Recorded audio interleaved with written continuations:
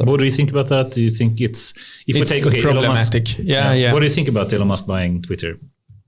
He has good intentions, but I think it's hard to having open speech today because you will get a lot of problems with racism and harassments and yes, illegal exactly illegal content.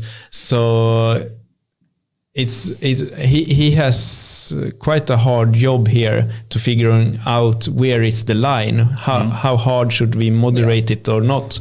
But I must jump in. I can't bite. I'm not biting my tongue. No. But because if I'm super cynical, if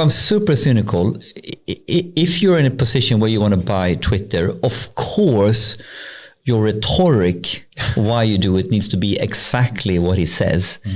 But how do we know? Is that the real objective, or is it the complete opposite?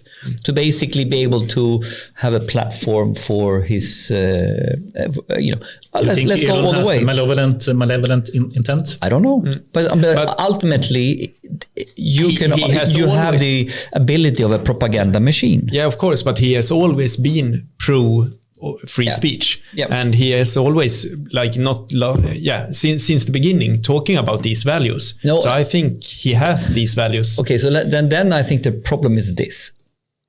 It becomes scary that who has the most money buys the propaganda machine. We are then in the hands of the ethics of the buyer. Yeah. And now here steer the ethics he can steer the ethics, right? And all of a sudden, okay, I really hope he is a benevolent dictator, right? I really benevolent, right? Benevolent. Sorry. I don't hope it's malevolent. Maybe that was my Freudian slip. Exactly. You don't put words in my mouth. Good. Yeah. Okay. But that's the problem, right? I mean, we can only hope that he has the right intentions. Even before he bought it, it's people owning Twitter. So it's not like no, it's not a change. It's not a change in mechanics. In some sense, it's a change because before it was a public trading company. They had to own to the stockholders and shareholders that they had. Now it's a single person that can literally decide, how it will evolve. Yeah, and it's another dimension in it. It's like, if you have an owner who only does this, that's one dynamics. If you have an owner who does this, but the real empire is over here, it's a different dynamic in ownership, potentially. I'm optimistic person. I hope this will be a change to the positive. But it's really up to him. It's dangerous that it's concentrating the power to even fewer people. And we have seen it, right? Jeff Bezos bought Washington Post. So good points. A lot of these rich people are buying media houses or media platforms. And why? Yeah, I mean, and here is a little bit like, I think we should see. I see Elon as he has the right intentions, but at the same time, let's not be naive. That's what I'm saying. I mean, it's like democracy in general. Of course, I think we should fight for it. Certainly very important to me. But we know that democracy is not actually the perfect way to optimize a society. It's just the best way that we know that we have. And now it's actually turning the other way.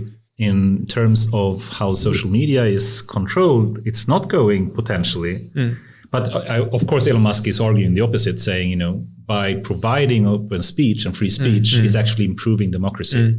So I choose to believe that's the case. It's a bit concerning that, power is concentrated to the few. Yeah. The problem is how to do it differently. Because we get to the same problem we're talking about. We need a European cloud provider to compete with and it's the same, right? There needs to be someone stepping up for free speech, or should you do it state, government-owned free speech, as a platform? I don't know if that's any better. But you have this direct democracy or like that thing, and you can vote in every question, or you can have someone voting for you. Like in Switzerland, almost at least. Yeah.